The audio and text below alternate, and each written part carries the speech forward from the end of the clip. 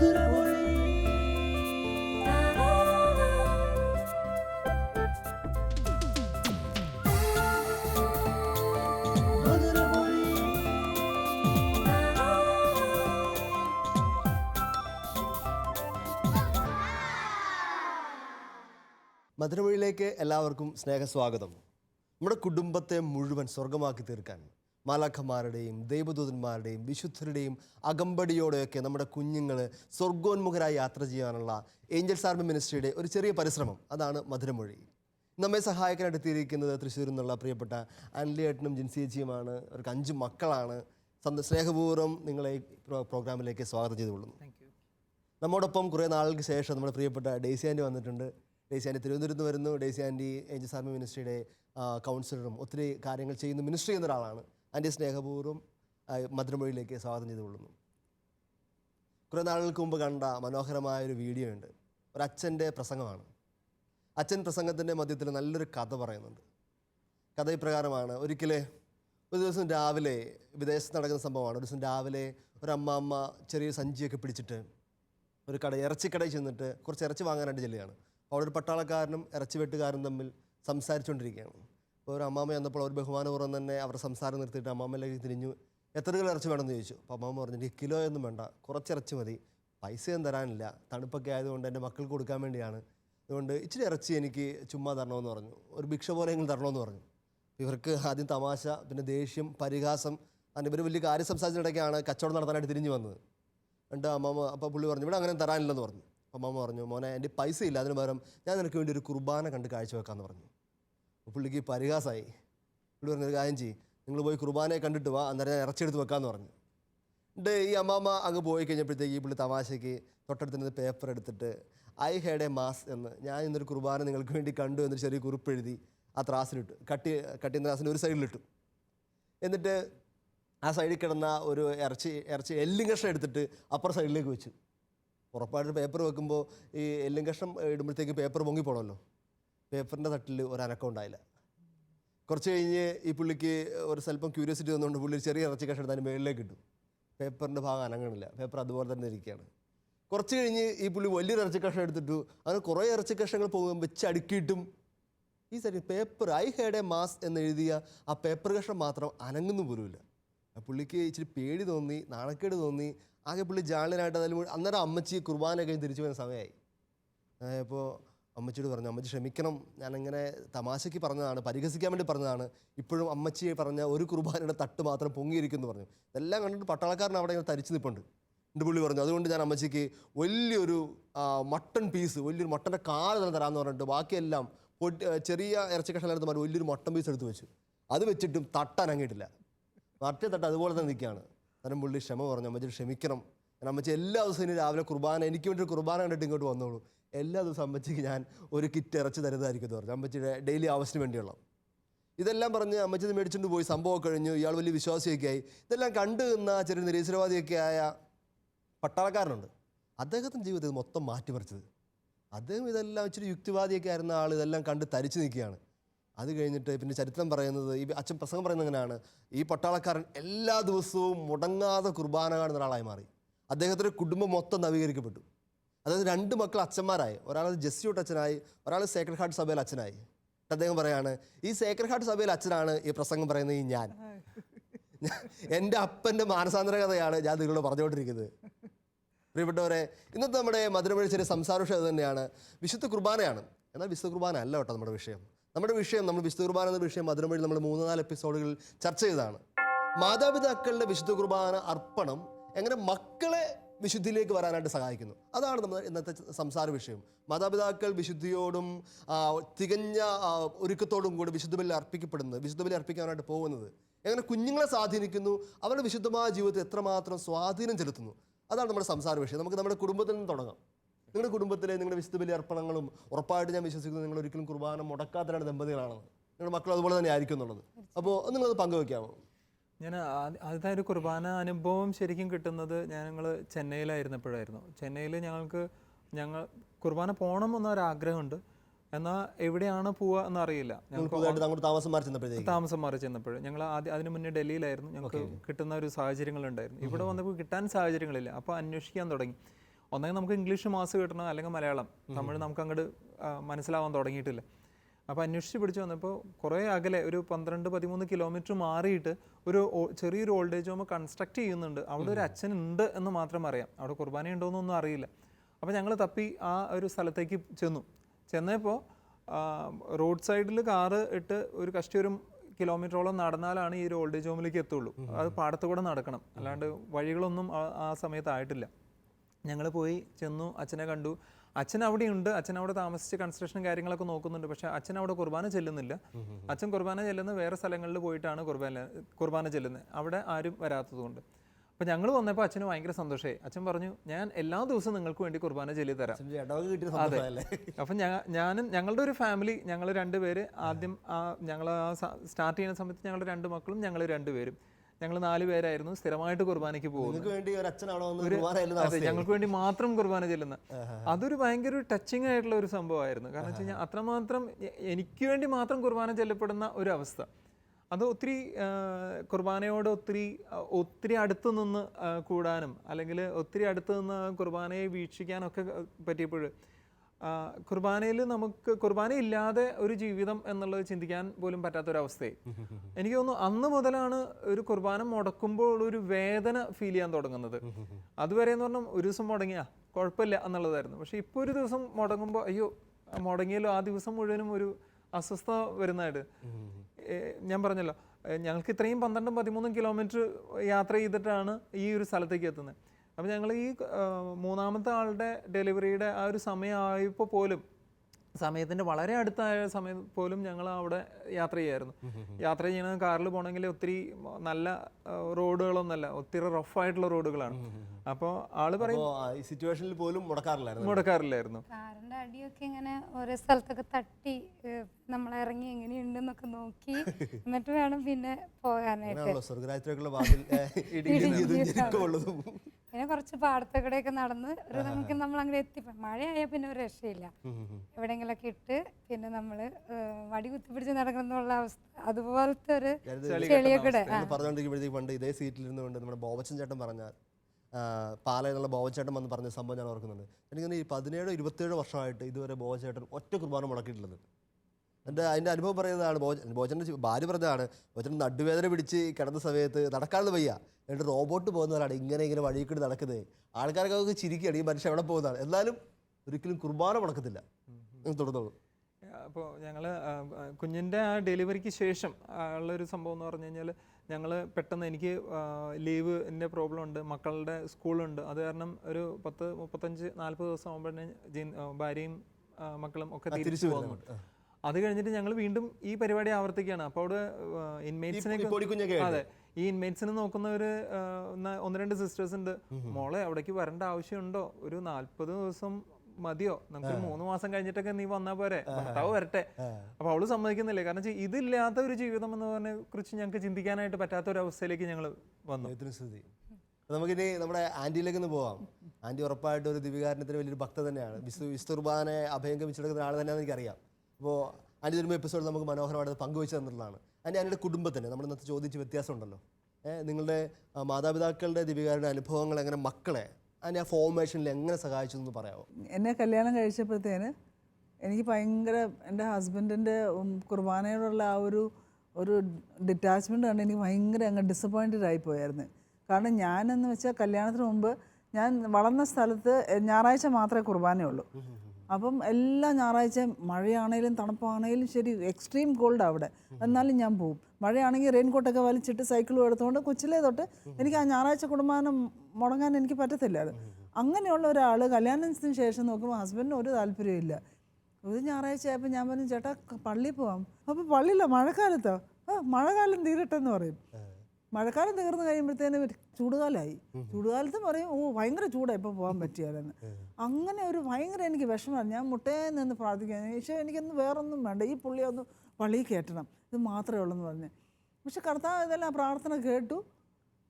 പുള്ളി അങ്ങ് പിന്നെ അത് കഴിഞ്ഞ് കുറേ നാൾ കഴിയുമ്പോൾ പുള്ളി ഞായറാഴ്ച ദിവസം പുള്ളി കുർബാനയ്ക്ക് പോകാനായിട്ട് സമ്മതിക്കാൻ തുടങ്ങി. അത് കഴിഞ്ഞ് ഞായറാഴ്ച കുർബാനയ്ക്ക് പോകണ്ടെന്ന് ചോദിക്കാൻ തുടങ്ങി. ഇപ്പോൾ ഒറ്റ ദിവസം പോലും എന്ത് സംഭവിച്ചാലും, ഈ പറഞ്ഞ പോലെ മഴയാണെങ്കിൽ റെയിൻകോട്ട് ഇട്ടായാലും ശരി, പുള്ളി കുർബാനയ്ക്ക് പോകും. ചില ദിവസം 2 പ്രാവശ്യം വരെ പോകും. ഇത് കണ്ട് വളർന്ന ഞങ്ങളുടെ മക്കൾ, അവർക്ക് 2 പേർക്ക്, എൻ്റെ മോനാണേലും മോളെ 2 പേർക്കും ഈ പറഞ്ഞ പോലെ ഡെയിലി മാസിനോട് ഭയങ്കര ഒരു അവർ കാണുന്ന സംഭവമാണ്. ഇത് നമ്മൾ റുട്ടീനാണ്, എല്ലാ ദിവസവും നമ്മൾ ചെയ്യുന്ന ഒരു കാര്യമാണ്. അങ്ങനെ അങ്ങോട്ടായി. എൻ്റെ മോളാണേലും എല്ലാ ദിവസവും ഞങ്ങൾ കുർബാനയ്ക്ക് പോകും. മോൻ കല്യാണം കഴിച്ചു, അവന് 4 കൊച്ചുമക്കളുണ്ട്. ആ 4 മൂത്തന് 7 വയസ്സും ഇളയത് 8 മാസമേ ഉള്ളൂ. ഈ 4 പേരെയും കൊണ്ട് ഭാര്യയും ഭർത്താവും എല്ലാ ദിവസവും മുടങ്ങാതെ ആ കുർബാനയ്ക്ക് പോകും. അപ്പോൾ എനിക്ക് തോന്നുന്നു നമ്മൾ ആ പതുക്കെ നമ്മൾ എൻ്റെ ഹസ്ബൻഡ് കുർബാനയിലേക്കുള്ള ഈ അടുപ്പം കണ്ട്, ഞങ്ങളുടെ അടുപ്പം കണ്ട് അവർ അങ്ങനെ അങ്ങോട്ട് കുർബാനയിലേക്ക് അങ്ങ് വന്ന്. അപ്പോൾ അങ്ങനെ തലമുറ, നെക്സ്റ്റ് തലമുറ പറയുന്നുണ്ടല്ലോ, ഈശോ ഇന്നലെയും ഇന്നും എന്നും ഒന്നാണെന്നത്. ആ ഈശോയല്ലേ നമ്മൾ സ്വീകരിക്കുന്നത്. അപ്പോൾ ഹീസ് ബിയോണ്ട് ടൈം. അപ്പം അങ്ങ് മുന്നോട്ട് എത്രയോ ജനറേഷൻ വരെ ആ ഒരു കുർബാനയിലൂടെ ആ ഒരു ഇത് അങ്ങോട്ട് കടന്നു. എൻ്റെ പള്ളിയിൽ പാട്ട് പാടുന്ന ഒരു ചേട്ടനുണ്ട്, റിക്ക് എന്നാണ് അദ്ദേഹത്തിൻ്റെ പേര്. അപ്പോൾ അദ്ദേഹം എല്ലാ ദിവസവും രാവിലെ കീബോർഡൊക്കെ ആയിട്ട് വീട്ടിൽ നിന്ന് ചുമന്നുകൊണ്ട് വരും. എല്ലാ ദിവസവും മഞ്ഞാണെങ്കിലും മഴയാണെങ്കിലും ഇവിടെ എല്ലാ ദിവസവും കീബോർഡൊക്കെ ചുമന്നുകൊണ്ട് വരും. അപ്പോൾ വരുമ്പോഴത്തേക്ക് ഞാൻ ശ്രദ്ധിച്ചിട്ടുണ്ട്, ഉള്ള കൊച്ചിപ്പോൾ 8 മാസമേ ഉള്ളേ, ഇപ്പോൾ 8 മാസമേ ഉള്ളൂ. അപ്പോൾ ഞാൻ പള്ളി ചെന്നിട്ട് 4 മാസം ആവുന്നേ ഉള്ളൂ. ഞാൻ 4 മാസമായിട്ട് ഈ കുഞ്ഞ് എല്ലാ ദിവസം പള്ളി കാണുന്നുണ്ട്. ചിലപ്പോൾ കൊച്ചു ഉറങ്ങുമായിരിക്കും, ചേട്ടനും ചേച്ചിയും ചേട്ടൻ മേളിൽ നിന്ന് പാടും, ചേച്ചി അടുത്തേക്കും, കൊച്ചിങ്ങനെ നോക്കി ഒളിഞ്ഞൊക്കെ നോക്കി, കുറച്ചേരം ഈശോയെ നോക്കി, കുറച്ചേരം കീബോർഡ് നോക്കി, കുറച്ചേരം പിന്നെ എന്നെ നോക്കി, അച്ഛനെ നോക്കി ചിരിച്ച് കാണിച്ച് ഇടയ്ക്ക് കിടന്ന് ഉറങ്ങി. പക്ഷേ എല്ലാ ദിവസവും പള്ളി, എല്ലാ ദിവസവും ഈ കുഞ്ഞിനെ കൊണ്ടൊരു പള്ളി വരും. ആ കുഞ്ഞൊക്കെ ആകാൻ പോകുന്നൊരു വിശുദ്ധിയുടെ ലെവല്, എല്ലാ ദിവസവും കുർബാന കണ്ടു വളരുന്ന, അല്ലെങ്കിൽ കുർബാന സ്വീകരിക്കുന്ന അപ്പനമ്മയുടെ ഒപ്പം വളരുന്ന വലിയൊരു സംഭവമാണ്. നെക്സ്റ്റ് ജനറേഷനിലേക്ക് പാസ് ചെയ്യാണ്. നിങ്ങൾ നേരത്തെ പറഞ്ഞല്ലോ, നിങ്ങൾ ഈ കുർബാന അനുഭവം, നിങ്ങൾക്കിത് ഇപ്പോൾ ആൻറ്റി പറഞ്ഞ പോലെ ആൻറ്റിയുടെ അനുഭവം കൊച്ചുമക്കളിലേക്ക് വരെ എത്തി. നിങ്ങൾക്ക് അങ്ങനെ ഒരു തലമുറകളുടെ അനുഭവം പങ്കുവെക്കാനായിട്ടുണ്ടോ? ഞാനിങ്ങനെ പ്രഗ്നൻസിയിലായിരിക്കുന്ന സമയത്ത് കുർബാന രാവിലെ തന്നെ ഞങ്ങൾക്ക് കുർബാന രാവിലെ 6-6:30 അപ്പോൾ രാവിലെ നമ്മൾ ഇത്രയും ദൂരം യാത്ര ചെയ്ത് അവിടെ എത്തും. ഒരു 5 മാസം കഴിഞ്ഞ് കുഞ്ഞുങ്ങളിങ്ങനെ പതുക്കെ അനങ്ങാനൊക്കെ തുടങ്ങുന്നു. അപ്പോൾ വളരെ ഒരു അനക്കവും ഇല്ല, നമ്മൾ ഭക്ഷണമൊന്നും കഴിക്കാതെ ആ നേരത്ത് പോകുന്നത്. അപ്പോൾ അങ്ങനെ കുഞ്ഞ് അനങ്ങുന്നൊന്നുമില്ല, അങ്ങനെ വളരെ ശാന്തമായിട്ടിരിക്കുന്നു. വിശുദ്ധ കുർബാന സ്വീകരിച്ച് കഴിയുമ്പോൾ ഞാൻ എൻ്റെ വയറ്റത്ത് പതുക്കെ ഒന്ന് കുരിശ് വരച്ച് ഇങ്ങനെ പറയും, ഞാൻ അമ്മ ഈശോനെ സ്വീകരിച്ചിട്ടുണ്ട്, മോനുള്ള ഭക്ഷണം കൂടി ആയിട്ടുണ്ട്. അപ്പം പതുക്കെ ഒരു റെസ്പോൺസ് പോലെ ഒരു അനക്കം. അത് എപ്പോഴും ഞാൻ ശ്രദ്ധിക്കും. അത് നമുക്ക് വളരെ പ്രകടമായിട്ട് കാണുന്ന ഒരു എന്താ പറയാ, ഒരു അനുഭവം പോലെ നമുക്കത് ഫീൽ ചെയ്യുന്നുണ്ട്. അപ്പൊ അത് നമ്മൾ ആ കുർബാന സ്വീകരിച്ചു കഴിഞ്ഞ് ആ വിശുദ്ധിയോടുകൂടി ആ കുഞ്ഞിനോട് ഇങ്ങനെ പറയുമ്പോൾ അത് ആ കുഞ്ഞ് അതിനുള്ള റെസ്പോൺസ് നമുക്ക് തിരിച്ചു തരുന്നതായിട്ട് കാണാൻ പറ്റുന്നുണ്ട്. അല്ലേട്ടൻ ഇങ്ങനെ എല്ലാ ദിവസവും കുർബാനയ്ക്ക് പോകുന്നതിനും കുടുംബത്തെ അപ്പൻ്റെ ഒരു റോളാണല്ലോ ഇത് എപ്പോഴും. അപ്പനാണല്ലോ ശരിക്കും, അപ്പൻ ഇനിഷ്യേറ്റീവ് എടുക്കുന്നതുകൊണ്ടാണല്ലോ സാധാരണ എന്തെങ്കിലും മക്കൾ ഫോളോ ചെയ്യുന്നത്. അമ്മ ഇനിഷ്യേറ്റീവ് എടുത്ത് ഫോളോ ഇച്ചിരി ബുദ്ധിമുട്ടായിരിക്കും, അമ്മ അണ്ടർ എസ്റ്റിമേറ്റ് ചെയ്യുന്നതല്ല, എന്നാലും അപ്പനാണ് ശരിക്കും ഒരു ലീഡിങ് വോയിസ് എപ്പോഴും. അപ്പോൾ അല്ലേട്ടൻ ഈ ഒരു ഇൻസ്പിറേഷൻ ഒക്കെ പപ്പ എങ്ങനെയായിരുന്നു ഇങ്ങനത്തെ റെഗുലർ ആയിട്ട് പോയി? എൻ്റെ ഓർമ്മ വെച്ച ഒരു സമയം മുതൽ അപ്പച്ചൻ സ്ഥിരമായിട്ടും കുർബാനയ്ക്ക് പോകുന്ന ഒരാളായിരുന്നു. ഞങ്ങളുടെ വീടെന്ന് പറഞ്ഞു കഴിഞ്ഞാൽ അപ്പച്ചൻ അത് സ്പെഷ്യലി സെലക്ട് ചെയ്ത ഒരു ഏരിയ എന്ന് പറഞ്ഞു കഴിഞ്ഞാൽ പള്ളിക്ക് അടുത്തായിരിക്കണം, പള്ളിക്കൂടത്തിന് അടുത്തായിരിക്കണം വീട് വെച്ചപ്പോൾ. അപ്പൊ ഞങ്ങളുടെ വീടാണ് ഏറ്റവും ആദ്യത്തെ വീട് പള്ളിക്കൂടത്തിന്. അങ്ങനെയുള്ള ഒരു സ്ഥലം നോക്കിയിട്ടാണ് പറഞ്ഞതിന്റെ ഒരു വേറെ ഫോമാണല്ലോ, പള്ളിക്കൊപ്പം പള്ളിക്കൂടം വേണം എന്ന് പറഞ്ഞ പോലെ വീടിനൊപ്പം പള്ളിയും പള്ളിക്കൂടവും വേണം. നല്ല അപ്പനാണ്, കൊള്ളാം. ആണോ? ആ ഒരു അപ്പച്ചൻ്റെ ആ ഒരു പ്രത്യേകത എന്ന് വെച്ച് കഴിഞ്ഞാൽ ഇതില്ലാതെ, അത് ചായ കുടിക്കുന്ന ആൾ മുമ്പ് കുർബാന കൂടിയേ അപ്പച്ചന് ചായ കുടിക്കുകയോ ബാക്കിയുള്ള കാര്യങ്ങളോ എന്തും ഉള്ളൂ, അതിൽ കവിഞ്ഞ് വേറെ അപ്പുറം ഒന്നുമില്ല. അപ്പച്ചൻ വർഷങ്ങളായിട്ട്, അപ്പം ഞാൻ എന്താ പറയുക, വളരെ ഓർമ്മ വയ്ക്കുന്ന ആ ഒരു സമയം മുതൽ ഞാൻ കാണുന്നത് അപ്പച്ചൻ പള്ളിയിൽ പോകുന്നതാണ്. ഇന്നും ഇപ്പോൾ ഒരു 82 വയസ്സോളമായി. അപ്പച്ചന് പോകാനായിട്ട് ബുദ്ധിമുട്ടുണ്ട്, ചേട്ടന്മാർ കാറിലായിരിക്കും കൊണ്ടുപോകാം. പക്ഷേ എന്തെങ്കിലും എമർജൻസി വല്ല ഹോസ്പിറ്റലിൽ അഡ്മിറ്റ് ചെയ്തിട്ടുണ്ടെങ്കിൽ മാത്രം പോവില്ല. അല്ലാത്ത കണ്ടീഷനിൽ അപ്പച്ചൻ പള്ളിയിൽ ആദ്യത്തെ കുർബാനയ്ക്ക് ഉണ്ടാവും. അപ്പച്ചൻ്റെ ഒരു സ്ട്രിക്റ്റ് സംഭവമാണ് 6 മണിയുടെ കുർബാനയ്ക്ക് അവിടെ ഉണ്ടാവും. 6 മണിക്ക് അരമണിക്കൂർ മുമ്പ് ഒരു കൊന്തയും ആരാധനയുണ്ട്. അത് അപ്പച്ചനായിട്ട് തന്നെ അവിടെ ഒന്ന് സ്റ്റാർട്ട് ചെയ്ത് വെച്ചതാണ്. ആദ്യം കൊന്ത തുടങ്ങിയപ്പോൾ അച്ഛന് ഇൻട്രസ്റ്റ് ആയി. അപ്പം അച്ഛൻ പറഞ്ഞു, നമുക്ക് അങ്ങനെയാണെങ്കിൽ അടവർഷം എന്നുള്ള വെച്ച് നമുക്ക് കൊന്ത ചെല്ലാലോ. അപ്പം അപ്പച്ചൻ പറഞ്ഞു, നല്ല കാര്യം, അപ്പം അങ്ങനെ ചെയ്യാം. അപ്പം അന്ന് മുതലേ അപ്പച്ചൻ്റെ ഒരു ഇനീഷ്യേറ്റീവിൽ അവിടെ ഒരു അരമണിക്കൂർ ആരാധന കുർബാനയ്ക്ക് മുമ്പും അതിനോട് ചേർന്ന് ഒരു കൊന്ത ചെല്ലുന്ന ഒരു പ്രസ്ഥാനം തുടങ്ങി. ഉറപ്പായിട്ട് അപ്പച്ചൻ കാണുന്നുണ്ടായിരിക്കും അല്ലേ? തീർച്ചയായിട്ടും. അപ്പച്ചൻ്റെ ആ ഒരു വിശുദ്ധിക്കും അപ്പച്ചനടുത്ത എഫേർട്ടിനുള്ള സമ്മാനമാണ് മക്കൾ ഇവിടെ ഇരുന്ന് നടത്തുന്ന ഈ ഒരു വലിയൊരു ടെസ്റ്റ് മണി. തീർച്ചയായിട്ടും. പിന്നെ എന്നെ ഏറ്റവും ടച്ചിങ് ആയിട്ടുള്ള ഒരു സംഭവം കണ്ട്, കുറച്ച് നാളുകൾക്ക് മുമ്പ്, ഒരു 6-7 വർഷങ്ങൾക്ക് മുമ്പ് അമ്മ മരിച്ച് ഞങ്ങൾ ചെന്നൈയിൽ നിന്ന് വരികയാണ്. ചെന്നൈയിൽ നിന്ന് ഞങ്ങൾ ഡ്രൈവ് ചെയ്തിട്ടാണ് വരണേ. അപ്പോൾ അപ്പച്ചനെ കാണാനില്ല വീട്ടിൽ. അപ്പം അപ്പച്ചൻ അവിടെ പോയി, അപ്പച്ചൻ കുർബാനയ്ക്ക് പോയിക്കുക. അമ്മ മരിച്ചു കിടക്കുന്നത് അതിനേക്കാളും ഇമ്പോർട്ടൻ്റ് ആണ് പിതാവായ ദൈവത്തിൻ്റെ കൂടെ ഇരിക്കുക, അല്ലെങ്കിൽ ഈശോയോട് ചേർന്ന് ഇരിക്കുക എന്നുള്ളത്. ആ ഒരു പ്രയോറിറ്റി അതിനെ ഒത്തിരി അങ്ങനെ കോരി ധരിപ്പിച്ചു പോയി. തീർച്ചയായിട്ടും അമ്മ മരിച്ചു എന്നുള്ളതല്ല ഇമ്പോർട്ടന്റ്, അതിനേക്കാളും ഇമ്പോർട്ടന്റ് ആയിട്ടുള്ള ഒരു സ്ഥലത്തേക്കാണ് ഞാൻ പോകുന്നത് എന്നുള്ള ആ ഒരു വിശ്വാസം മറ്റൊരു വലിയൊരു കാറ്റഗറിസത്തിന്റെ ഭാഗമാണ്. പലപ്പോഴും നമ്മുടെ മരണ വീട്ടിൽ നിന്ന് കുർബാനയ്ക്ക് ആൾക്കാർ പോകാറില്ല. മരിച്ച് ബോഡി ഇരിപ്പുണ്ടെങ്കിൽ അങ്ങനെ കുറേ തെറ്റിദ്ധാരണകളൊക്കെ കുർബാനയായിട്ട് ബന്ധപ്പെട്ട് നമ്മുടെ നാട്ടിൽ ഒത്തിരി ഉണ്ട്. അന്ന് കുർബാനയ്ക്ക് പോകരുത്, കുർബാന സ്വീകരിക്കരുത്, ഇതൊക്കെ തന്നെയാണ് ഏറ്റവും വലിയ വിറ്റ്നസും കാറ്റഗറിസവും. തുടർന്നോളൂ. അത് എന്നെ ഒത്തിരി ഇൻസ്പയർ ചെയ്യുന്ന ഒരു സംഭവം. കാരണം വെച്ച് കഴിഞ്ഞാൽ അത് നമ്മളുടെ ആ കുർബാനയിലേക്ക് വീണ്ടും വീണ്ടും കോൺക്രീറ്റ് ഇട്ട് ഉറപ്പിക്കുന്ന ഒരു അവസ്ഥയിലേക്ക്. തീർച്ചയായിട്ടും മുന്നിൽ കൊടിയും പിടിച്ച് മുന്നിൽ നടക്കാനായിട്ട് അപ്പനുണ്ട് എന്ന് എനിക്ക് ധൈര്യപൂർവ്വം പറയാൻ പറ്റാവുന്ന ഒരു സംഭവമാണ്. അത് തന്നെയാണ് ഞങ്ങളുടെ താഴെയുള്ളവരിലേക്കും കൊടുക്കുന്നത്, അടുത്ത തലമുറയിലേക്ക് പകർന്നു കൊടുക്കുന്നത്. ഇപ്പൊ ജിൻസി വൈഫ് പറഞ്ഞ പോലെ ആ മൂന്നാമത്തെ കൊച്ചിന്റെ പ്രഗ്നൻസിയിൽ ഇരുന്ന് പ്രാർത്ഥിച്ചപ്പോൾ ഇപ്പോഴത്തെ കണ്ടീഷനിൽ അവൾക്ക് കുർബാന പോവാതെ പറ്റില്ല. രണ്ടാമത്തെ കുർബാന, ഇപ്പൊ ഞങ്ങളുടെ ഇടവകയിൽ 2 കുർബാനയുണ്ട്. രണ്ടാമത്തെ കുർബാന അവളുടെ കുർബാനയാണ്. എത്ര വയസ്സായി? അവൾക്ക് 7 വയസ്സാവും. അപ്പൊ അവളുടെ കുർബാന പോവാത്ത ദിവസങ്ങളില്ല. അപ്പൊ അവള് കുർബാന പോവും. പിന്നെ അവള് പാട്ടിന് കൊയർ ടീമിലുണ്ട്. അവളാണ് ഏറ്റവും ചെറുത് കൊയർ ടീമിൽ. അപ്പോൾ പക്ഷെ അവളെയും കൂടി സെലക്ട് ചെയ്തിട്ടുണ്ട് അച്ഛൻ, അവളെ സ്ഥിരമായിട്ട് കാണുമ്പോൾ. അപ്പോൾ അവളുടെ ആ ഒരു പ്രസൻസും കാര്യങ്ങളും അവളുടെ ആ ഒരു ഹാപ്പിനെസ്സും ആ ഒരു കുർബാന കഴിഞ്ഞ് വരുമ്പോൾ അവൾ പ്രത്യേകിച്ച് പറയും, ഞാൻ ഇന്ന കാര്യത്തിന് വേണ്ടി പ്രാർത്ഥിച്ചു, ഇന്നത് ചെയ്തു എന്നുള്ള ആ ഒരു പ്രാർത്ഥനയുടെ ഇമ്പോർട്ടൻസ് അവൾ എപ്പോഴും എടുത്ത് പറയാറ്. ഇത് വലിയൊരു കാര്യമാണ്. മാതാപിതാക്കൾ ചിലപ്പോൾ കുർബാനയ്ക്ക് പറ്റത്തില്ലായിരിക്കും, പോകാനായിട്ട് തിരക്കുകളൊക്കെ ഉണ്ട്. മക്കൾ പോവുകയാണെങ്കിൽ അത് ഭയങ്കര അത്ഭുതമാണ് കുടുംബത്തിന്. അപ്പോൾ ഞാനൊരു ആൻറ്റിയുടെ സംശയം ചോദിച്ചത്, കുർബാനയായിട്ട് ബന്ധപ്പെട്ട് നമുക്കുള്ള ഏറ്റവും വലിയൊരു ഇതാണ് പലപ്പോഴും പള്ളിയിലൊക്കെ പോകും ആൾക്കാർ. പക്ഷേ നമ്മുടെ പള്ളിയിലൊക്കെ ശ്രദ്ധിച്ചിട്ടുണ്ടോ, ഒരു 80%-100% ആൾക്കാർ പള്ളിയിലുണ്ടെങ്കിൽ അതിനൊരു 50% കുർബാന സ്വീകരിക്കത്തില്ല. ജസ്റ്റ് പള്ളി വരിക, തിരിച്ചു പോരുക. അപ്പോൾ അതുകൊണ്ട് തന്നെ അടുത്ത തലമുറ വരുമ്പോഴത്തേക്ക് അതിനൊരു പ്രശ്നമുണ്ട്. പള്ളി വരലേ ഉള്ളൂ, കുർബാന സ്വീകരിക്കുക അത്ര വലിയ സംഭവം അല്ലെന്നൊരു ചിന്ത വരാൻ സാധ്യത. അച്ഛൻ പറഞ്ഞത് ശരിയാണ്. ഞാൻ കണ്ടിട്ടുണ്ട്. ഞാൻ ഒരു പ്രാവശ്യം എനിക്ക് ഭയങ്കര വേദന തോന്നിയ ഒരു കാര്യമാണ്. കൊച്ചിന് ബോധ്യം ഇല്ലാഞ്ഞിട്ടായിരിക്കും. ആദ്യ കുർബാനയൊക്കെ സ്വീകരിച്ച ഒരു കൊച്ചാണ്. അപ്പം ഞാൻ നോക്കിയപ്പോഴത്തേന് പാട്ട് പാടുന്ന കൊച്ചാണ്, ക്വയറിലല്ലോ കൊച്ചാ. അപ്പോൾ ആ കൊച്ച് എല്ലാവരും കുർബാന സ്വീകരിക്കാൻ പോയി, ഈ കൊച്ച് പോയില്ല. അപ്പം ഞാൻ ചോദിച്ചു, കുർബാന കഴിഞ്ഞപ്പോൾ ഞാൻ ചോദിച്ചു, മോളെന്താ കുർബാന സ്വീകരിക്കാൻ പോകാത്തത്?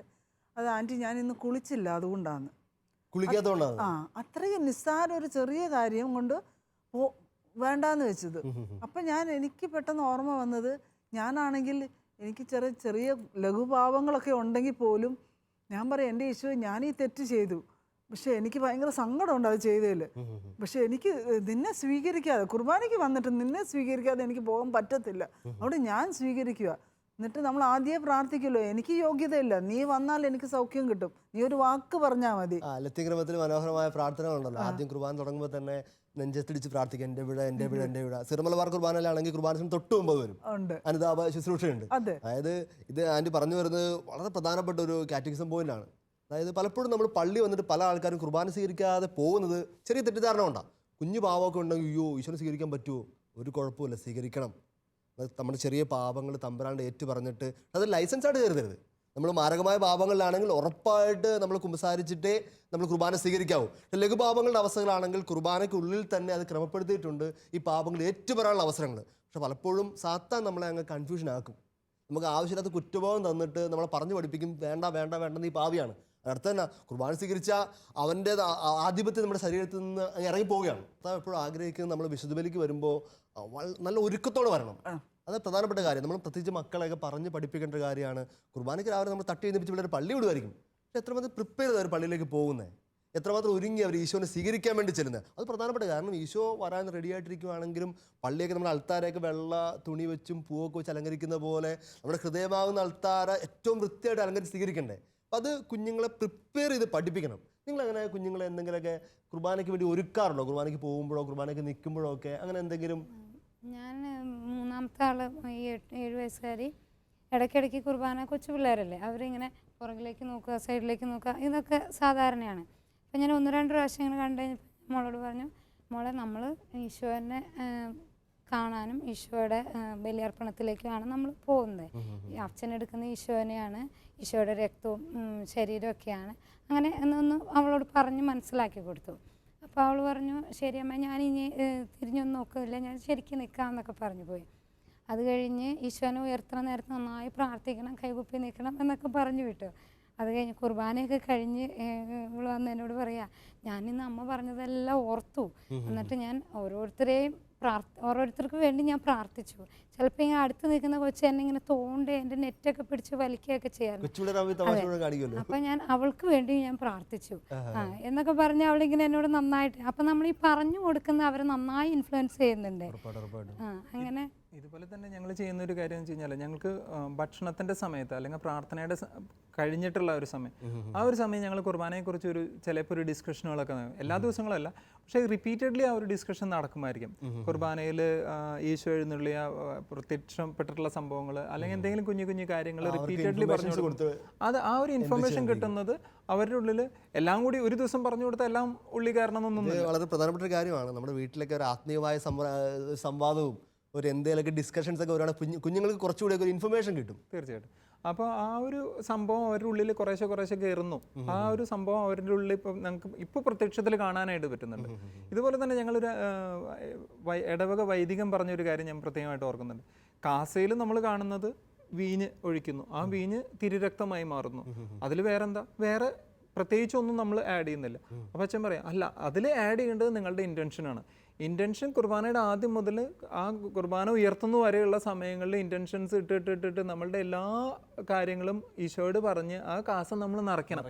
അപ്പോഴാണ് ഒരു കുർബാന നിങ്ങളുടേതായിട്ടുള്ള ഒരു കുർബാനയാവുന്നുള്ളൂ. അല്ലെങ്കിൽ ഒരു അച്ഛൻ ചെല്ലുന്ന കുർബാനയാവുന്നുള്ളൂ. നമ്മുടെ അർപ്പണം പരിപൂർണമാവുന്നത് നമ്മളുടെ എല്ലാ ഇൻറ്റൻഷനും അതിൽ കയറുമ്പോഴാണ്. കുഞ്ഞുങ്ങൾക്ക് എന്തോരം വലിയൊരു തിരിച്ചറിവ് കിട്ടുന്നത്. എൻ്റെ ഒരു കൂട്ടുകാരി പങ്കുവച്ചൊരു കാര്യം ഞാൻ ഓർക്കുന്നുണ്ട്. അവൾക്ക് 2 കുഞ്ഞുങ്ങളൊക്കെ ആയി. അപ്പോൾ അവൾ കുർബാന സ്വീകരിച്ചിട്ട് വരുമ്പോഴത്തേക്ക് കൊച്ചുങ്ങൾക്ക് അന്നേരം കുഞ്ഞു പിള്ളേർക്ക് സ്വീകരിക്കാൻ കൊതിയാണല്ലോ, അമ്മ എനിക്കും തരണം. അപ്പോൾ അവൾ പറഞ്ഞു, നിനക്ക് കിട്ടാൻ പ്രായമായില്ല, നിനക്ക് കുറച്ചുകൂടി വളരണം, എന്നിട്ട് ഈശോനെ സ്വീകരിക്കാൻ പറ്റൂ. അപ്പോൾ അമ്മ പ്ലീസ് എന്ന് പറഞ്ഞപ്പോൾ അമ്മ പറഞ്ഞു, നിനക്ക് ഞാൻ ഈശോയുടെ മണം തരാമെന്ന് പറഞ്ഞു. എന്നിട്ട് അവൾ ചുമ്മാ ഒന്ന് കൊച്ചിൻ്റെ മുഖത്തേക്ക് ഊതി കൊടുത്തു. അപ്പോൾ കൊച്ചിങ്ങനെ ഈശോയുടെ മണം കിട്ടി. പിന്നെ എല്ലാ കുർബാന കഴിഞ്ഞ് അമ്മ കുർബാന സ്വീകരിച്ച് കഴിയുമ്പോഴത്തേക്ക് കൊച്ചു വന്നിട്ട്, അമ്മ ഈശോയുടെ മണം. അപ്പോൾ ഒക്കെ മനസ്സിലായി കൊച്ചു കാര്യമായിട്ട് ഗ്രാജുവലായിട്ട് കാര്യങ്ങൾ ഗ്രഹിക്കുന്നുണ്ട്. പിന്നെ കൊച്ചിങ്ങനെ ഭയങ്കര രസകരമായിട്ട് ഭയങ്കര ഭക്തിയിൽ നിൽക്കുകയാണ്. അപ്പം പറഞ്ഞു, മോന് ഇനിയൊരു കാര്യം ചെയ്യണം, ഇനി മോന് കുർബാന സ്വീകരിക്കുന്നതിന് മുമ്പ് ആത്മന സ്വീകരിക്കാം. കൊച്ചിന് ഈ ആത്മന എന്ന വാക്ക് പോലെയാണെന്ന് മനസ്സിലായിട്ടുണ്ടാകുന്നില്ല. കൊച്ചു അതെങ്ങനെ അമ്മ? അതായത് ഈശോ പ്രായമായവരുടെ നാവിലേക്ക് തിരുവോസ്തിയായിട്ട് വരുമ്പോൾ നിങ്ങളുടെ നാവിലേക്ക് ഈശോ അങ്ങ് അരൂപിയായിട്ട് തന്നെ വരും, സ്പിരിറ്റായിട്ട് തന്നെ വരും. അപ്പോൾ എല്ലാവരും കുർബാന സ്വീകരിക്കുന്നത് നിങ്ങൾ ഈശോയെ നന്ദി പറയണം. അപ്പോൾ ഇപ്പം പരിപാടി ഇവൻ പറയും, അമ്മ ഊതി കഴിഞ്ഞിട്ട് ഇവൻ ഇങ്ങനെ ഈശോയെ നന്ദി. എത്ര മനോഹരമായ ഒരു ഫോർമേഷനാണ് പള്ളി വെച്ച് തന്നെ പിള്ളേർക്ക് കൊടുത്തു പോകാൻ പറ്റുന്നത്. അച്ഛാ, ഒരു കാര്യമുണ്ട്, നമ്മൾ ഈ കുർബാന നമ്മൾ ഈശോയാണ് സ്വീകരിക്കുന്നത്. ഞാൻ ഈശോയെ സ്വീകരിക്കുന്നത്, ഞാൻ കുടുംബത്തിൽ ഈശോയായിട്ട് മാറിയില്ലെങ്കിൽ ആ കുർബാനയുടെ ഒരു കാര്യമില്ല.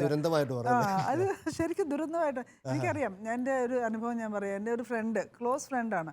അവൾ എന്നോട് ഒരു ദിവസം പറഞ്ഞു, എൻ്റെ ഡേസി, എല്ലാ ദിവസവും ഞാൻ രാവിലെ കുർബാനയ്ക്ക് പോകുന്നുണ്ട്, വീട്ടിൽ വന്നു കഴിഞ്ഞ് അങ്ങേരെ കിടന്നുകൊണ്ട് ഭയങ്കര ബഹളമാണ്. നീ നേരം വെളുക്കുന്നതിന് മുമ്പ് നീ അങ്ങ് പോവുക, പള്ളിയിലേക്ക് കത്തനാരെ കാണാൻ പോവുകയാണ്, നീ എന്നാ ഈ കാണിക്കുന്നത്, ഈ പിള്ളേർക്ക് സ്കൂളിൽ പോകണ്ടേ, പിള്ളേരുടെ കാര്യം നോക്കണ്ടേന്ന് പറഞ്ഞ് ഭയങ്കര വഴക്കാന്ന് പറഞ്ഞു. അപ്പം ഞാൻ പറഞ്ഞു, എടി നീ പോകണ്ടെന്ന്, രാവിലെ നീ പോകണ്ട, എന്തോ നീ പറയുന്നത്, എല്ലാ ദിവസവും കുർബാനയ്ക്ക് പോകണ്ടെന്നോ. ഞാൻ പറഞ്ഞു, എടി ഇത്രയും നീ കുർബാന സ്വീകരിച്ചിട്ട് ഞാനും തിരിച്ചു കൊടുക്കുമെന്ന് പറഞ്ഞു. ഞാൻ നീ കുർബാന സ്വീകരിച്ചിട്ട് കുടുംബത്തിൽ അലോഹ്യം ഉണ്ടാവുകയാണെങ്കിൽ ആ കുർബാനയിൽ ഒരു അർത്ഥവും ഇല്ല. അതുകൊണ്ട് നീ ആദ്യം സമാധാനിക്കും, നീ പുള്ളിയെ സമർപ്പിച്ച് പ്രാർത്ഥിച്ചിട്ട് നീ രാവിലെ കൊച്ചുങ്ങളുടെ കാര്യങ്ങളൊക്കെ ചൂടെ നേരത്തെ എഴുന്നേറ്റ് ചെയ്ത് വെച്ചിട്ട് അതെനിക്ക് പറ്റത്തില്ല, നീ വൈകുന്നേരം പോകും, അല്ല നീ പോയില്ലേലും വേണ്ടില്ല, ആ കുടുംബത്തെ സമാധാനക്കേട് ഉണ്ടാകണം നീ കുർബാനയ്ക്ക് പോയിട്ട്. കാരണം കുർബാന സ്വീകരിച്ചിട്ട് നമ്മൾ കുർബാനയായിട്ട് മാറുന്നില്ലെങ്കിൽ നമ്മൾ ഭയങ്കര എതിർസാക്ഷി കൊടുക്കും. ആ ഡെയിലി മാസം കൊണ്ട് ഒരു അർത്ഥം. ആന്റി പറഞ്ഞ അതേ വാചകം ഞാൻ ഒരു കൊച്ചിൻ്റെ ഇത് കേട്ടതാണ്. ഒരു പെൺകുട്ടി റിബലായിട്ട് പറയാണ്, ഞാൻ അവൾ പള്ളി വരാത്തതിനെ പറ്റി അമ്മ പരാതി പറഞ്ഞപ്പോൾ ഈ കൊച്ചു പറയാണ്, എൻ്റെ അച്ഛാ അമ്മ എല്ലാ ദിവസം പള്ളിയിൽ പോയിട്ട് വീട്ടിൽ പൂരം മഴക്കാം, പിന്നെ ഞാൻ പള്ളിയിൽ പോകുന്നത്. അമ്മ പള്ളിയിൽ പോയി എല്ലാ ദിവസം കുർബാന സ്വീകരിക്കുന്നു, കുമ്പസാരിക്കുന്നു, ധ്യാനം കൂടാൻ പോകുന്നു, എല്ലാം കഴിഞ്ഞ് വീട്ടിൽ വന്ന് വഴക്കും അപ്പുറോട് മുട്ടിടിയാണ്, പിന്നെ എന്തിനാ പള്ളിയിൽ പോകുന്നത്, ഞാൻ തന്നെ പള്ളിയിൽ പോകുന്നത്, അതിലിപ്പോൾ പള്ളിയിൽ പോകാനായിരുന്നു, ഞാനിപ്പോൾ വഴക്കൊന്നും ഉണ്ടാക്കുന്നില്ല, അപ്പോൾ ആരാ നല്ലത്? നമുക്ക് പ്രത്യേകിച്ചും പറയാനുണ്ടോ? പ്രിയപ്പെട്ട മാതാപിതാക്കളെ കുറ്റപ്പെടുത്തിയൊന്നും അല്ല, ഇതൊരു ഫാക്റ്റാണ്. നമ്മുടെ കുഞ്ഞുങ്ങളിതെല്ലാം കൃത്യമായിട്ട് കണ്ട് തന്നെ പഠിക്കുന്നത്. ഇത് ഭയങ്കര പോസിറ്റീവായിട്ട് പിന്നെ മാറി. എന്നുവെച്ചാൽ ഇവള് ഡെയിലി മാസം രാവിലത്തെ അങ്ങ് നിർത്തി. കുറച്ച് നാളായപ്പോൾ അവൾക്ക് തോന്നി വൈകുന്നേരം പോകാൻ തുടങ്ങി. കുറേ നാൾ കഴിഞ്ഞപ്പോഴത്തേനും അവളുടെ ഹസ്ബൻഡ് തന്നെ അവളോട് പറഞ്ഞു, എടീ നീ ഇപ്പോൾ കുർബാനയ്ക്ക് പോകുന്നില്ലേ, നീ പോ, കുർബാനയ്ക്ക് പോ എന്ന് വെച്ചാൽ ആ ഒരു പുള്ളി പറയുന്ന അനുസരിച്ച് കുടുംബത്തെ എല്ലാ കാര്യങ്ങളും ചെയ്ത് കുർബാനയായിട്ട് അവള് മാറിയപ്പോഴത്തേന് അവള് തന്നെ എന്നോട് പറഞ്ഞ ഇപ്പൊ പുള്ളി ഇങ്ങോട്ട് പറയും എടി നീ കുർബാനയ്ക്ക് പോകുന്നില്ല പണ്ട് വഴക്ക് പറഞ്ഞുകൊണ്ടിരുന്ന ദീപികാരനുമായിട്ട് മാറുമ്പോൾ അവർ നാച്ചുറൽ ആയിട്ട് അങ്ങോട്ട് അറ്റാച്ച് ചെയ്യപ്പെടും. അതെ അതെ നമ്മുടെ സമയത്തിന് പരിമിതി മൂലം നമുക്കിനി ഒത്തിരി ദീപികാരൻ്റെ അനുഭവങ്ങളും കുഞ്ഞുങ്ങളെ എങ്ങനെ വിശുദ്ധിയിലേക്ക് കുർബാനയ്ക്ക് അടുപ്പിക്കാൻ ഒത്തിരി കാര്യങ്ങൾ പറയാനുണ്ട്. ഇനി ഞാനൊരു ചെറിയ അനുഭവം പറഞ്ഞിട്ട് നിർത്താൻ ആഗ്രഹിക്കുകയാണ്. എൻ്റെ പള്ളിയിലുള്ള സൺഡേ സ്കൂളിലൊക്കെ പഠിപ്പിക്കുന്ന ഒരു ടീച്ചർ അടുത്തിടെ എന്നെ ഒത്തിരി വിശുദ്ധ കുർബാനയിൽ കൂടുതൽ ഉറപ്പിച്ച സംഭവം കൂടിയായിരുന്നത്. അടുത്തിടെ നമ്മുടെ അമേരിക്കയിൽ ഹാർവി എന്ന് പറഞ്ഞ കൊടുങ്കാറ്റടിച്ച് കാലിഫോർണിയ റീജിയൻ മുഴുവൻ കുറേ അപകടങ്ങളൊക്കെ ഉണ്ടായി. നമ്മുടെ മലയാളികളൊക്കെ ഒത്തിരി തിങ്ങിപ്പാർക്കുന്നുണ്ടാകും കൂടെ കുറേ ആൾക്കാരൊക്കെ എന്നോട് പ്രാർത്ഥിക്കുന്നുണ്ടായിരുന്നു. അപ്പോൾ എനിക്ക് തലേദിവസം രാത്രി തന്നെ ഈ ആൻറ്റി മെസ്സേജ് പ്രായമുള്ള ആൻറ്റി മെസ്സേജ് അയച്ചാൽ പ്രാർത്ഥിക്കണം, എൻ്റെ ചേച്ചിയും കുടുംബവും അവിടെയാണ് താമസിക്കുന്നത്, അവരുടെ വീടിൻ്റെ ഭാഗങ്ങളൊക്കെ നശിച്ചു പോകാൻ സാധ്യതയുണ്ടെന്നൊക്കെ പറയുന്നുണ്ട്. അവർ ഓൾറെഡി മാറി താമസിക്കുകയാണ്. അപ്പോൾ അതുകൊണ്ട് അച്ഛൻ പ്രാർത്ഥിക്കണമെന്ന് പറഞ്ഞു. ഞാൻ രാവിലെ 6 മണിയുടെ ആദ്യത്തെ കുർബാനയിൽ ഞാൻ വന്നു. കുർബാനയെല്ലാം വന്നപ്പോഴത്തേക്ക് ആൻറ്റി പള്ളിയുടെ ഫ്രണ്ടിൽ തന്നെ ഇരിപ്പുണ്ട്. ഫ്രണ്ടിൽ തന്നെ ഇരുന്ന് കുർബാന മുഴുവൻ പങ്കെടുത്തു. രണ്ടാമത്തെ കുർബാന ഞാൻ തന്നെ ചെല്ലിയത്, 7:30 കുർബാന. അപ്പോൾ ഞാൻ നോക്കിയപ്പോൾ ആൻറ്റി അവിടെ തന്നെ ഇരിപ്പുണ്ട്. കുർബാന ചോദിച്ചു ആൻറ്റി വീട്ടിൽ പോയില്ലേ? എൻ്റെ അച്ഛൻ എവിടെ പോകാനാ? അവിടെ എൻ്റെ പെങ്ങൾ ദുരിതാശ്വാസ ക്യാമ്പിൽ കഷ്ടപ്പെട്ട് പേടിച്ചിരിക്കുമ്പോൾ ഞാൻ വേറെ എവിടെ പോകാൻ, ഇവിടെ ഇരിക്കാനല്ലേ. എന്നിട്ട് അത് കഴിഞ്ഞ് 9 കുർബാന ഉണ്ട്, ഞാനല്ല ചെല്ലിയത്. 10:30 കുർബാന ഞാനല്ല ചെല്ലിയത്. 11:30 ഞങ്ങളുടെ പള്ളിയിൽ എല്ലാ ഞായറാഴ്ചയും മാമോദിസ ഉണ്ട്. അപ്പോൾ ഞാൻ മാമോദിസ കൊടുക്കാൻ വേണ്ടി കുഞ്ഞുങ്ങൾ 3-4 കുഞ്ഞുങ്ങൾ അവിടെ ചെന്നപ്പോഴത്തേക്ക് ഇതേ പള്ളിയുടെ മൂലക്ക് അതേ ആൻറ്റി ഇരിക്കുന്നു. ഞാൻ ചോദിച്ചു ഇതുവരെ പോയില്ലേ? എൻ്റെ അച്ഛന് പറഞ്ഞാൽ മനസ്സിലാവില്ലേ? എനിക്ക് വീട്ടിൽ പോയിട്ട് ഒരു വെപ്രാളാണ്. എനിക്ക് വീട്ടിൽ പള്ളിയുടെ പുറത്തിറങ്ങാൻ പോലും തോന്നുന്നില്ല. ഇവിടെ ഇരിക്കണം, പിന്നെ അപ്പൻ്റെ മുമ്പിൽ ഇരിക്കുന്നതുകൊണ്ട് ഒരു ഉറപ്പുണ്ടല്ലോ ഒന്നും സംഭവിക്കത്തില്ല, അവിടെ എല്ലാം നന്നായി പോകുന്നുള്ളത്. അപ്പം 4 കുർബാന എന്നിട്ട് ഊണ് കഴിക്കാൻ വേണ്ടി ഞാൻ പള്ളിയുടെ താഴെ നിർബന്ധിച്ചുകൊണ്ടുപോയി ഊണ് കൊടുത്തു. അത് കഴിഞ്ഞിട്ട് ഞാൻ വൈകുന്നേരത്തെ 5 മണിയുടെ കുർബാന ഉണ്ടായിരുന്നു. ഞാൻ പുറത്തൊരു പള്ളി പോയി ചെല്ലി 6:30 കുർബാന എല്ലാം വേണ്ടി ഞാൻ വീണ്ടും പള്ളി പോയപ്പോൾ അമ്മച്ചി 6:30 കുർബാനയ്ക്ക് അവിടെ ഇരിക്കുന്നത്. അപ്പോൾ ഏകദേശം 6-7 കുർബാന ഒരു ദിവസം പള്ളിയുടെ പുറത്ത് പോലും ഇറങ്ങാതെ അവിടെ നിന്ന് കണ്ടിട്ട് പറയാം. എല്ലാം കഴിഞ്ഞ് വൈകുന്നേരം രാത്രി ആയപ്പോൾ അവർ തിരിച്ചു മെസ്സേജ്, അച്ഛാ ഞാൻ അന്നേരം പറഞ്ഞില്ലേ എന്നെ ചോദ്യം ചെയ്യരുതെന്ന്, എൻ്റെ പെങ്ങൾ ചേച്ചി വളരെ സേഫാണ്, അവരുടെ റീജിയനിൽ അപകടമൊന്നും ഉണ്ടായില്ല.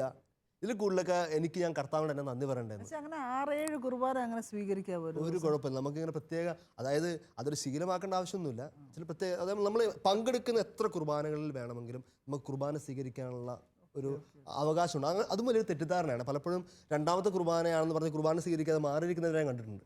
ഞാൻ ഒരു സൺഡേ സ്കൂൾ അധ്യാപകർ ഒരാളോട് ചോദിച്ചു, ഞാൻ കുർബാന എടുക്കുമ്പോൾ ഞാൻ സ്വീകരിച്ച പഴയ കുർബാനയ്ക്ക് 8-9 കുർബാന. അവന് കുഴപ്പമില്ല, ഒരു കുർബാന പങ്കെടുക്കുകയാണെങ്കിൽ രണ്ടാമത്തെ കുർബാനയ്ക്കോ 3ാമത്തെ കുർബാനയ്ക്കോ ചിലപ്പോൾ നമ്മൾ ഉത്തരവാദിത്തം കൊണ്ട് കുർബാനയിൽ പങ്കെടുക്കേണ്ടി വരും. അപ്പോൾ അങ്ങനെയാണെങ്കിൽ എത്ര കുർബാന പങ്കെടുത്താലും അത്രയും പ്രാവശ്യം കുർബാന സ്വീകരിക്കാനുള്ള സകല അവകാശവും മക്കളെന്ന നിലയിൽ അപ്പൻ നമുക്ക് പൂർണ്ണമായിട്ട് തന്നിട്ടുണ്ട് ഒരുങ്ങിയിരിക്കുന്നവർക്ക്. അതുകൊണ്ട് നമ്മുടെ വിശുദ്ധ കുർബാന അനുഭവങ്ങൾ ഇവിടെ തീരുന്നില്ല. കുടുംബങ്ങൾക്ക് വേണ്ടി വിശുദ്ധ കുർബാനയുടെ വലിയ സുവിശേഷങ്ങൾ അവസാനിക്കുന്നില്ല. ഇനിയും ഒത്തിരി കുടുംബങ്ങൾ അവരുടെ അനുഭവങ്ങളും ഒക്കെ നിങ്ങളുടെ മുമ്പിൽ വരും. എന്തിനാ? നമ്മുടെ മക്കളെല്ലാം ദിവ്യകാരുണ്യ അനുഭവത്തിൽ വിശുദ്ധ കുർബാനയോട് ചേർത്ത് അൾത്താരോട് കെട്ടിപ്പിടിച്ച് അവരുടെ വീട് ഇതാണ്, അഭയസ്ഥാനം ഇതാണ്, കോട്ട ഇതാണ് എന്ന് ഉറപ്പിച്ച് പഠിപ്പിക്കാൻ വേണ്ടി തന്നെ. അതുകൊണ്ട് നമുക്ക് നമ്മുടെ മക്കളെയൊക്കെ ഒന്ന് ചേർത്ത് പിടിച്ച് ദിവ്യകാരുണ്യ നാഥന് മുമ്പിൽ ഒരു നിമിഷം കണ്ണുകളച്ച് നമുക്ക് പ്രാർത്ഥിക്കാം.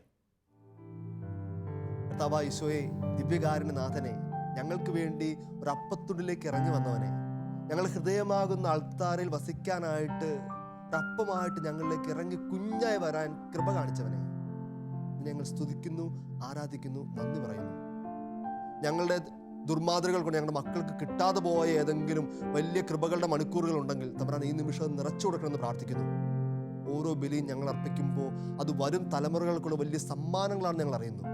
ദിവ്യകാരുണ്യനാഥ, നീ അപ്പമായിട്ട് ഇറങ്ങി വരുമ്പോൾ നീ തന്നെയാണ് യഥാർത്ഥ അപ്പമെന്നും നിന്നെ സ്വീകരിക്കാത്ത ദിവസങ്ങൾ ഞങ്ങളുടെ ജീവിതത്തിൽ നഷ്ടങ്ങളാണെന്നുമുള്ള ഒരു വേദന ഞങ്ങളുടെ ഹൃദയത്തിൽ നിറച്ചു തരണമേ.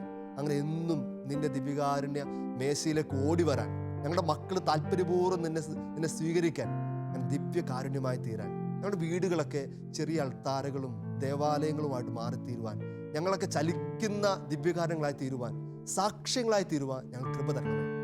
പരിശുദ്ധ അമ്മേ മാതാവേ, ആദ്യത്തെ ദിവ്യകാരുണ്യ സക്രാരിയെ ഞങ്ങൾക്ക് വേണ്ടി ശക്തമായിട്ട് പ്രാർത്ഥിക്കണമേ. തലകുമ്പിട്ട് നമുക്ക് ആശീർവാദം സ്വീകരിക്കാം. പിതാവായ ദൈവത്തിൻ്റെ സ്നേഹക്കോട്ടയുടെയും പുത്രനായ ദൈവത്തിൻ്റെ രക്തക്കോട്ടയുടെയും പരിശുദ്ധാത്മാവായ ദൈവത്തിൻ്റെ അഗ്നിക്കോട്ടയുടെയും പരിശുദ്ധ അമ്മയുടെ വിശുദ്ധിക്കോട്ടയുടെയും സകല വിശുദ്ധരുടെയും അപ്പസ്തോലന്മാരുടെയും വിശുദ്ധ യൗസേപ്പിതാവിൻ്റെയും സുഹൃതക്കോട്ടയുടെയും മാധ്യസ്ഥവും സംരക്ഷണവും സഹായവും നാം എല്ലാവരും ഉണ്ടായിരിക്കട്ടെ, ഇപ്പോഴും എപ്പോഴും എന്നേക്കും. ആമേൻ. ഈശോ മിശിഹായ്ക്ക് സ്തുതിയായിരിക്കട്ടെ.